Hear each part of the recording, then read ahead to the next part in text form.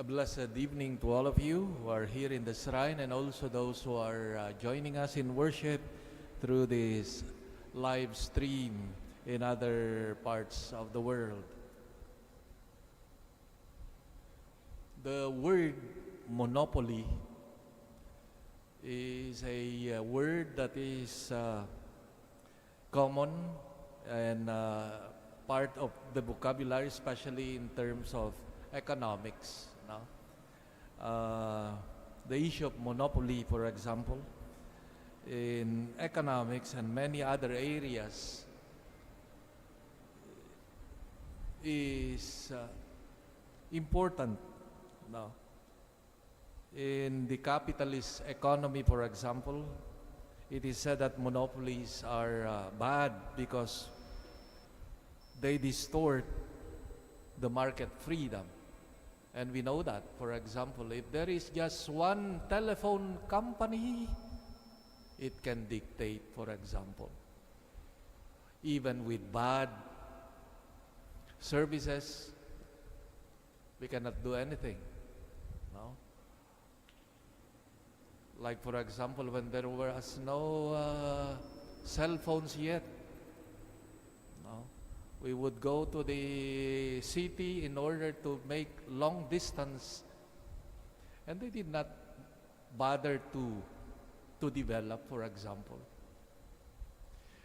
the telephone system in the provinces or far-flung areas.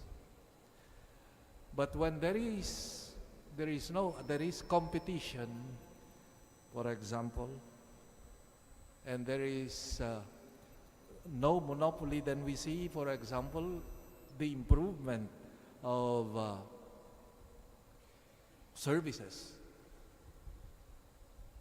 And we see, for example, that these monopolies can bear evil results in the society, like, for example, in the economic sphere or in other, or even in the political, for example, sphere. When there is just one party, then it can dictate, and it can lead even to violence, no, oppression to other. So democracy, for example, or no, where there is no monopoly of one group or one company, they challenge each other, no, and provide better services, for example, or better market of ideas or points of view and values that they can accentuate, for example, of one group. And this is something that we appreciate, for example, because this variety and this of ideas, of systems can enrich us truly. As I try to meditate on the word today, the gospel especially, this word came to me that it seems that the disciples of Jesus were with that mentality also of monopoly, monopolizing Jesus. Jesus belongs to us, and those who do not belong to our group, they should not be acting. And Jesus provides us with a beautiful principle, a great principle today, no? Saying, you should not prohibit them. Those who do good in my name, whether they belong to us, to our group or not, they are valid, and they should be promoted. As he would say, no one would speak good and do something good in my name, at the same time will do evil. Even if they do not belong to our group.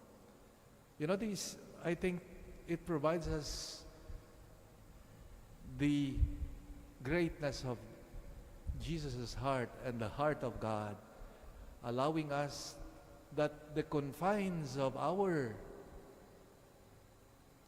points of view do not necessarily reflect the point of view of God. And it is always good to check on our biases, for example. And this is the challenge of the gospel today, no? That we do not have, for example, the monopoly of good. And it is interesting and good to see the goodness of other people. I do not have the monopoly of goodness.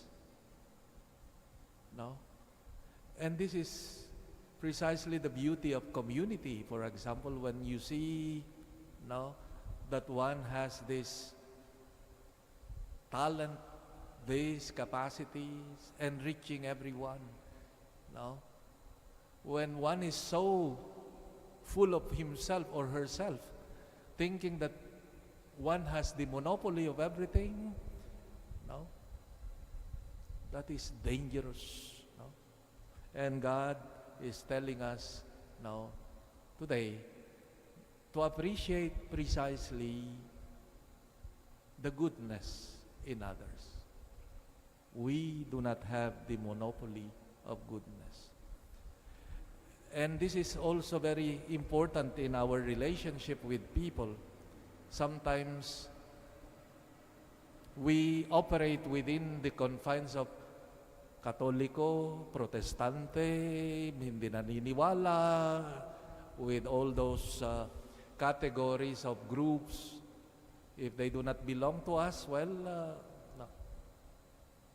This is dangerous at times when we fail to see that the Catholics do not have the monopoly of goodness, nor the other religions too, or the other political parties, for example. It is a challenge really for us to see the goodness of people, no? And Pope Francis taught one time, he said that, do what is good, he said, and there we dialogue, there we meet. Because in those things that are good, no, done by anyone, whether you are a Christian, you are a believer or not, when one does what is good, there is the common ground where we can meet together. And that is what Jesus is telling us. No? The capacity to transcend our biases, transcend our limitations, our the etiquette that we place, no, on each other, no, and go beyond and see the goodness in each one of us. There we meet, as Pope would say, the Pope Francis would say. It is not our groupings that should limit us, but rather when one is capable in doing what is good, there we meet. May we also grow in this openness, in this ability to see the goodness in others. And there we meet God. There we meet Christ. No? The true good. Amen.